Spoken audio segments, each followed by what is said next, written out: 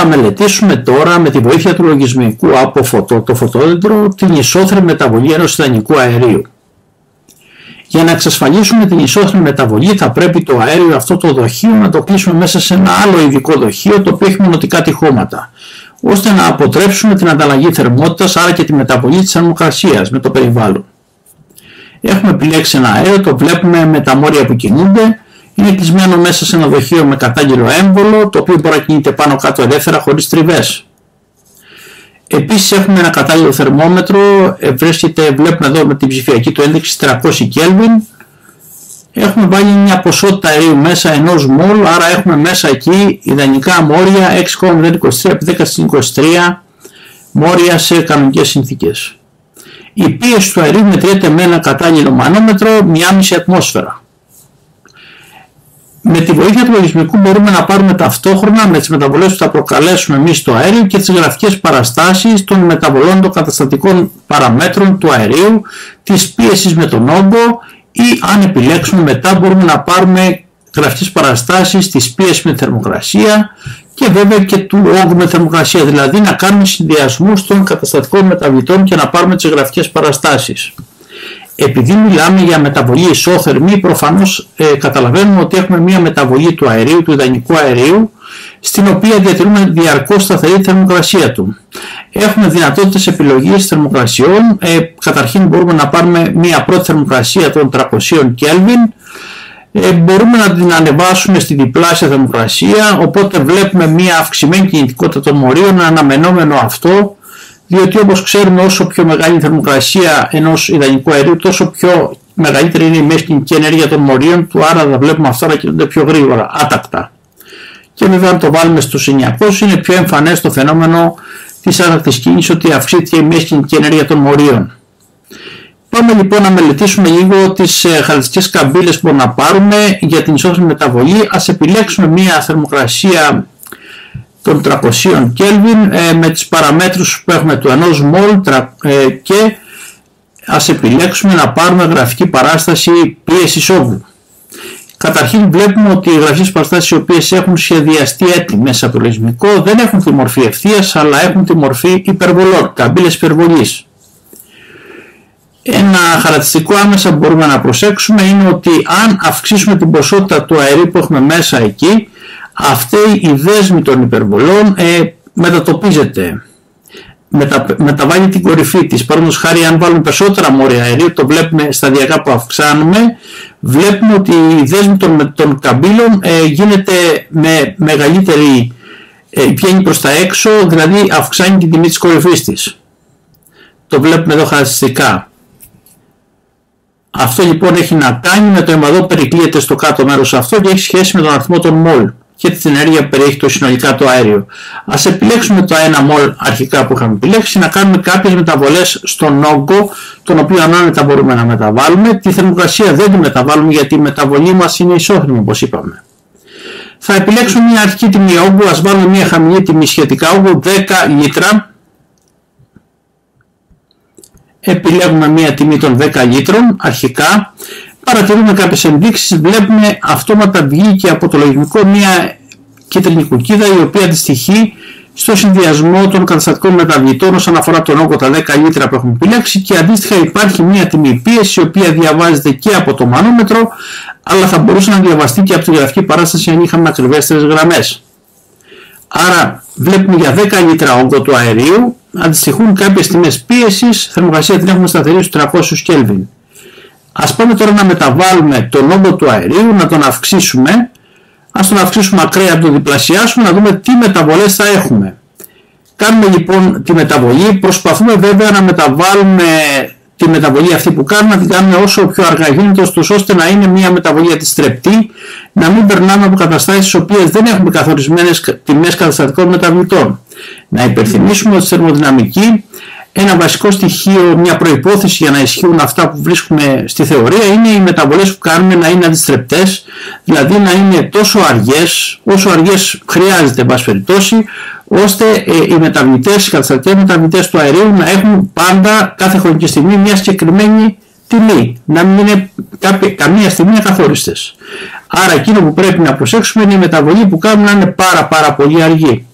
Εμείς θα πάμε τώρα λίγο πιο γρήγορα, θα αυξήσουμε λοιπόν τον όγκο, από τα 10 λίτρα που είναι θα τον αυξήσουμε προς τα πάνω. Παρατηρούμε σταδιακά ότι το σημείο το κίτρινο αυτό εδώ στις γραφικές παραστάσεις προφανώς πάει προς μεγαλύτερους όγκους, γιατί αυξάνουμε στον όγκο.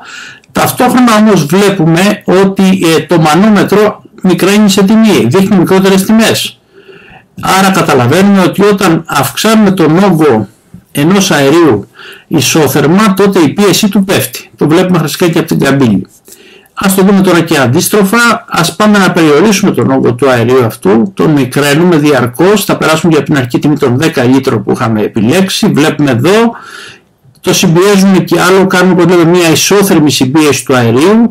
Παρατηρούμε λίγο χαρακτηριστικά το κίτρινο σημείο εδώ, πάει τώρα να ανέβει σε τιμές πίεσης, λογικό είναι αφού και το μανόμετρο αυξάνει τις ενδείξεις του. Άρα όσο μικραίνουμε τον όγκο ισόθερμα, τόσο αυξάνει η πίεση του αερίου μέσα στο κατάλληλο αυτό δοχείο που έχουμε. Ακραία τιμή λοιπόν είναι τα 4 λίτρα που έχει επιλέξει και το λογισμικό. Συμπέρασμα λοιπόν πρώτο, στην ισόθερμη μεταβολή ιδανικού αερίου, αύξηση του όγκου σημαίνει μείωση της πίεσης και το αντίστροφο, μείωση του όγκου σημαίνει αύξηση της πίεσης. Επομένως, μπορούμε να καταλάβουμε το νόμο του Boyle, Μαριό, το οποίο ισχύει στην περίπτωση αυτή, ότι το γινόμενο πίεση σε πλοίο είναι σταθερό για συγκεκριμένη ποσότητα του αερίου. Αυτά ήταν όσον αφορά τις γραφικές παραστάσεις πίεση και όγκου. Θα μπορούσαμε να επιλέξουμε κάποια άλλη θερμοκρασία αρχική, να επιλέξουμε ας πούμε τον 600 Kelvin και βλέπουμε αυτόματα ότι το κίτρινο σημείο εδώ, το παραστατικό περνάει στην επόμενη καμπύλη της δέσμης των καμπύλων της ισόθερμης. Και ο λόγος είναι ότι τώρα πλέον έχουμε μια περισσότερη ενέργεια εγκλωβισμένη μέσα στο αέριο, αφού επιλέξαμε αέριο με μεγαλύτερη θερμοκρασία. Μεγαλύτερη θερμοκρασία σε ένα ιδανικό αέριο σημαίνει μεγαλύτερη μέσα στην κινητική ενέργεια των μορίων, άρα και συνολικά μεγαλύτερη ενέργεια μέσα στο αέριο αυτό. Να θυμίσουμε ότι το ένα ιδανικό αέριο έχει μόνο κινητικές ενέργειες για τα μοριά του, δυναμικές ενέργειες δεν δεχόμαστε, γιατί δεν δεχόμαστε την επιδράση μεταξύ των μορίων. Πάμε λοιπόν τώρα από τη χαμηλό αυτό που έχουμε του 1 μόλ αερίου, το έχουμε το παραστατικό σημείο εδώ, 4 λίτρα είναι ο αρχικός όγκος, να αυξήσουμε τον όγκο και να δούμε τι κάνει το παραστατικό σημείο. Αυξάνουμε σιγά σιγά τον όγκο, παρατηρούμε ότι πράγματι ο όγκος το παραστατικό σημείο πάει σε μεγαλύτερες τιμές, τότε όμως βλέπουμε, όπως το περιμέναμε και πριν, πέφτει η πίεση του αερίου. Άρα ισχύει ακριβώς η διαπαρατήρηση με πριν, αύξηση του όγκου στην ισόθερμη μεταβολή σημαίνει μείωση της πίεσης. Και το αντίστροφο το βλέπουμε ακριβώς εδώ. Το ίδιο θα βλέπαμε αν κάναμε και παίρναμε και αρχική θερμοκρασία, τη σταθερή θερμοκρασία της ισόθερμης μεταβολής, δηλαδή την παίρναμε να είναι στους 900 βαθμούς, τότε λοιπόν θα είχαμε το εξής φαινόμενο, θα βλέπουμε πράγματι και στους 900 ότι όταν αυξάνουμε τον όγκο, όπως το βλέπουμε το κίτρινο σημείο, μειώνεται η πίεση και το αντίστροφο. Αυτά λοιπόν όσον αφορά τις καταστατικές μεταβλητές P και V. Έχουμε υπερβολές, έχουμε μια δέσμη υπερβολών ανάλογα με τη θερμοκρασία που επιλέγουμε και την ποσότητα του αερίου και εκεί επάνω κινείται το παραστατικό σημείο. Όσο αυξάνει ο όγκος, μειώνεται η πίεση. Πάμε λοιπόν να επιλέξουμε τώρα για τις ίδιες μεταβολές με γραφική παράσταση πίεσης θερμοκρασίας. Αυτομάτως εμφανίζονται κάποιες γραφικές παραστάσεις έτοιμες και βλέπουμε ότι αυτές τώρα δεν είναι καμπύλες αλλά είναι ευθείες. Δηλαδή ουσιαστικά είναι ευθείες γραμμές. Ας επιλέξουμε λοιπόν των 900 βαθμών Kelvin, είναι η ακραία τιμή, βλέπουμε αντιστοιχεί στους 900 Kelvin όπως το περιμένουμε. Έχουμε και το παραστατικό σημείο το οποίο αντιστοιχεί σε κάποιον όγκο που δεν φαίνεται εδώ στη γραφική παράσταση, γιατί είναι γραφική παράσταση πίεσης θερμοκρασίας. Επειδή η μεταβολή που επιλέγουμε είναι ισόθερμη, περιμένουμε καθώς μεταβάλουμε τον όγκο να μην αλλάζει η θέση στο παραστατικό σημείο όσον αφορά την κατακόρυφη. Πρέπει να μείνει σταθερά στους 900 Kelvin. Άρα επομένως μπορούμε να κάνουμε το εξής τώρα εμείς εδώ πέρα. Μπορούμε να αυξήσουμε τον όγκο, άρα λοιπόν στην περίπτωσή μας αυτή μπορούμε να πάμε προς τα πάνω το έμβολο, το βλέπουμε, το ανεβάζουμε, τότε λοιπόν πράγματι βλέπουμε ότι η πίεση πέφτει και βλέπουμε ότι κατεβαίνει κι άλλο προς τα κάτω το παραστατικό σημείο, γιατί πρέπει να πέσει σε χαμηλότερες τιμές πίεσης. Αν το πάμε πολύ επάνω βλέπουμε ότι έχει πέσει πάρα πολύ χαμηλά.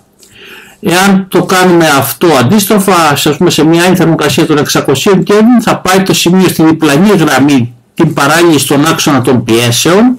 Οι γραμμές αυτές που βλέπουμε είναι κατακόρυφες γραμμές που αντιστοιχούν σε σταθερή θερμοκρασία και βλέπουμε ότι αυτές είναι και παράλληλες στον άξονα των πιέσεων. Όταν λοιπόν μειώνω τον όγκο, αυξάνει η πίεση όπως το βλέπουμε στο κίτρινο σημείο. Το ίδιο γίνεται και αν επιλέξουμε την άλλη θερμοκρασία, τη χαμηλή των 300.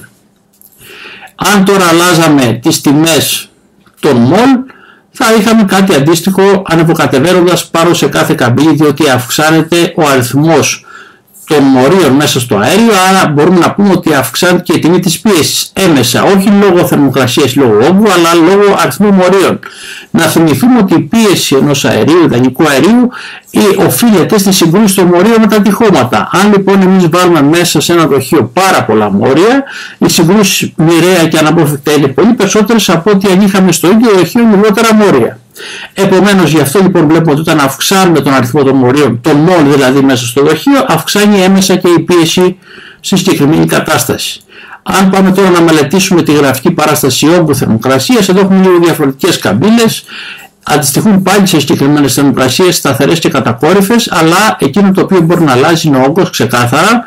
Μπορούμε στη θερμοκρασία των 300 Kelvin που επιλέξαμε να αυξήσουμε τον όγκο για το 1 μόλ αερίου και τότε παρατηρούμε πράγματι ότι αυξάνει ναι μεν ο όγκος κατακόρυφα, η θερμοκρασία μένει σταθερή, η πίεση βέβαια πέφτει. Αυτό βέβαια δεν φαίνεται άμεσα στη γραφική αυτή παράσταση, όμως όπως το βλέπουμε στο μανόμετρο και το ξέραμε και από πριν, πέφτει η πίεση.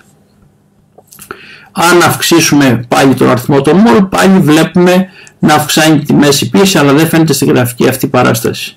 Έτσι λοιπόν παρατηρήσαμε και μελετήσαμε και την ισότιμη μεταβολή και τη μελετήσαμε με τη βοήθεια του λογισμικού, παίρνοντας ταυτόχρονα και τις τρεις είδη γραφικών παραστάσεων όσον αφορά τις καταστατικές μεταβλητές, συνδυασμούς πίεσης όγκου, πίεσης θερμοκρασίας και όγκου θερμοκρασίας για διάφορες θερμοκρασίες.